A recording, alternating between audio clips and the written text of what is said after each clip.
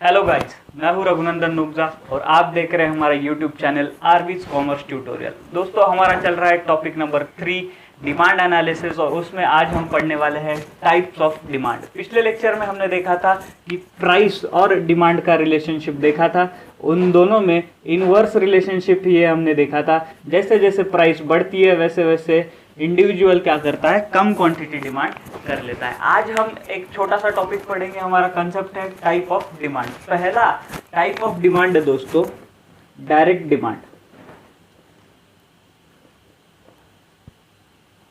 अब ये direct demand क्या होता है? डायरेक्ट डिमांड उस प्रोडक्ट की होती है जो प्रोडक्ट कंज्यूमर डायरेक्टली कंज्यूम कर लेता है, तो वो वैसे प्रोडक्ट को हम क्या बोलते हैं? Consumer goods.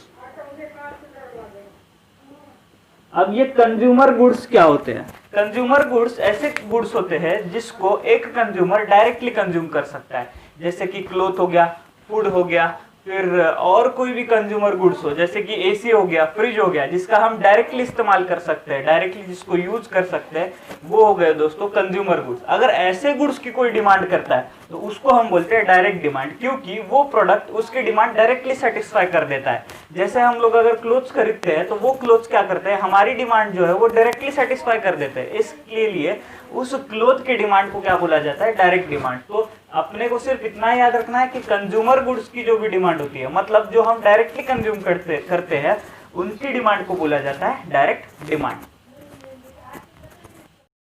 दूसरा टाइप ऑफ डिमांड है दोस्तों इनडायरेक्ट डिमांड। इसके पहले हमने देखा डायरेक्ट डिमांड। डायरेक्ट डिमांड क्या होती है? जो गुड्स डायरेक्टली कंज्यूमर क्या करता है, डिमांड करता है। अब इनडायरेक्ट डिमांड क्या होती है? इनडायरेक्ट डिमांड को बोलते हैं दोस्तों डिराइव्ड डिमांड भी, क्योंकि ये ऐसे गुड्स है, ये ऐसी कमोडिटी है जो डायरेक्टली एक कंज्यूमर डिमांड नहीं करता। एक एग्जांपल ले लेते हैं, वुड का। अभी वुड की हमने यूटिलिटी चैप्टर में देखा था कि वुड जब रॉ वुड है तब उसकी यूटिलिटी नहीं है, बट जब उससे फर्नीचर बनेगा तब उसकी यूटिलिटी है। तो रॉ वुड की डिमांड एक कंज्यूमर नहीं करता है, बट एक रॉ वुड की डिमांड कौन करता है? कारपेंटर करता है एक फर्नीचर बनाने के लिए। तो इसकी डिमांड क्या है दोस्तों? इनडायरेक्ट डिमांड है, डिराइव्ड डिमांड है। मतलब वुड की डिमांड से हमें क्या मिलेगा? फर्नीचर मिलेगा। तो वुड है इनडायरेक्ट डिमांड और फर्नीचर है डायरेक्ट डिमांड। अब ये फंडा काम में आता है दोस्तों कैपिटल गुड्स के लिए। जैसे हम डायरेक्ट डिमांड को कंज्यूमर गुड्स से लिंक कर रहे थे, वैसे इनडायरेक्ट डिमांड को हम लिंक कर सकते हैं कैपिटल गुड्स की डिमांड से। तो जो भी फैक्टर्स ऑफ प्रोडक्शन है, मतलब लैंड हो गया, लेबर हो गया, फैक्ट्री होगी, फिर प्लांट हो गए, ये सब का जो डिमांड होता है दोस्तों वो इनडायरेक्ट डिमांड होता है, क्योंकि ये डायरेक्टली यूज नहीं होते हैं, प्रोडक्ट डायरेक्टली कंज्यूम नहीं होते हैं, बल्कि इसकी जो हमें नीड होती है, इसकी जो डिमांड होती है वो फर्दर प्रोडक्शन के लिए होती है। इसके लिए इस डिमांड को बोला जाता है इनडायरेक्ट डिमांड। अब पढ़ते हैं हमारे तीसरी डिमांड। अब हम है तीसरे डिमांड की तरफ, तीसरे टाइप ऑफ डिमांड की तरफ। ये है कॉम्प्लीमेंट्री डिमांड। अब कॉम्प्लीमेंट्री गुड्स हमने 11th में पढ़ा था। कॉम्प्लीमेंट्री गुड्स क्या होते हैं कि जो गुड्स एक सिंगली हम यूज नहीं कर सकते, मतलब एक गुड्स को दूसरे गुड्स के साथ यूज करना ही पड़ता है। अब ऐसे कौन से गुड्स होते हैं? TV and remote.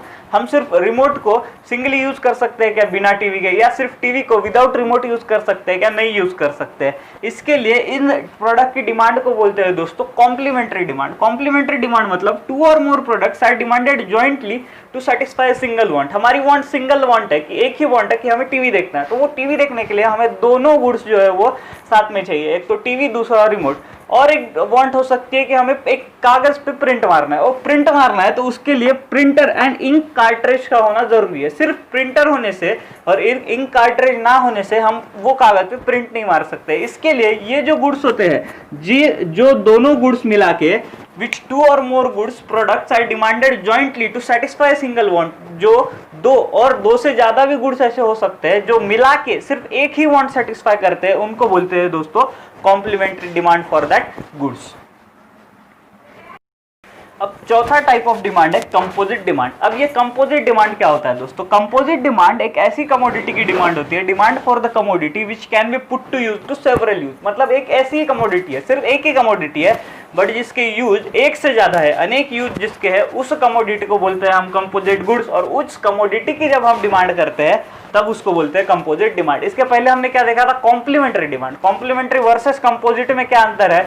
कॉम्प्लीमेंट्री में क्या करते थे? एक से ज्यादा गुड्स मिलके एक वांट सेटिस्फाई करते थे। इधर एक गुड मिला के एक ही गुड्स, एक ही कमोडिटी जो है ज्यादा वांट सेटिस्फाई करती है। अब इसके एग्जांपल क्या है, इलेक्ट्रिसिटी। इलेक्ट्रिसिटी हम कितनों ही कारणों के लिए यूज करते हैं, मोबाइल चार्ज करने के लिए यूज करते हैं, टीवी देखने के लिए, फैन लगाने के लिए, एसी लगाने के लिए, रेफ्रिजरेटर चलाने के लिए, वॉशिंग मशीन चलाने के लिए, ऐसे एक से अनेक यूज एक ही कमोडिटी के, एक ही इलेक्ट्रिसिटी के है, इसके लिए इसको बोलते हैं कंपोजिट डिमांड। और एक है एग्जांपल दोस्तों मैंने लिया है स्टील का। अब स्टील हम किस किस में यूज करते हैं, तो स्टील रॉड्स बनने में यूज होता है, फिर स्टील के यूटेंसिल्स बनते हैं, जो हमारे घर में यूटेंसिल्स यूज होते हैं, फिर बाइसिकल वगैरह में भी स्टील यूज होता है। तो इस तरह से एक ही गुड्स है, एक ही कमोडिटी है स्टील, बट उसके यूज कितने, एक से ज्यादा है, एक से ज्यादा वांट सेटिस्फाई करने के लिए वो डिमांड किया जाता है। इसके लिए इस चीजों के डिमांड को क्या बोला जाता है दोस्तों, कंपोजिट डिमांड। अब दोस्तों फिफ्थ टाइप ऑफ डिमांड है कॉम्पिटिटिव डिमांड। अब ये कॉम्पिटिटिव डिमांड किन प्रोडक्ट की होती है, तो कॉम्पिटिटिव डिमांड होती है दोस्तों सब्स्टिट्यूट्स की। सब्स्टिट्यूट्स क्या होते हैं, हमने देखा था कि एक कमोडिटी है, उसके बदले हम लोग दूसरी कमोडिटी भी यूज कर सकते हैं। इसके फीचर सिमिलर होते हैं, not the same but similar होते हैं, इसको हम बोलते हैं सब्स्टिट्यूट। तो कॉम्पिटिटिव डिमांड सब्स्टिट्यूट्स में पाई जाती है, मतलब demand for the goods which are substitutes for each other, may be close substitute, may be perfect substitute etcetera. अब इसके एग्जांपल लेते हैं हम लोग। एक एग्जांपल आपके बुक में दिया है शुगर वर्सेस जैगरी। शुगर और जैगरी एक दूसरे के सब्स्टिट्यूट है, not the perfect substitute but close substitute है। तो अगर इन दोनों की डिमांड हम कंपेयर करें तो इसको बोलते हैं दोस्तों कॉम्पिटिटिव डिमांड। फिर मैंने कल के लेक्चर में आपको एक एग्जांपल लिया था मैकडी का बर्गर वर्सेस बर्गर किंग का बर्गर, मैकडी का बर्गर वर्सेस बर्गर किंग का बर्गर। अब ये दोनों सब्स्टिट्यूट है दोस्तों, मैकडी भी बर्गर बनाता है, बर्गर किंग भी बर्गर बनाता है। तो ये मैकडी का बर्गर बर्गर किंग के बर्गर के साथ क्या है, सब्स्टिट्यूट है। इसके लिए इन दोनों की डिमांड को क्या बोला जाता है, कॉम्पिटिटिव डिमांड। तो दोस्तों इधर हमारा एक छोटा सा पॉइंट टाइप्स ऑफ डिमांड खत्म होता है। अगले लेक्चर में हम इसके अगले वाला पार्ट देखेंगे। Thank you so much.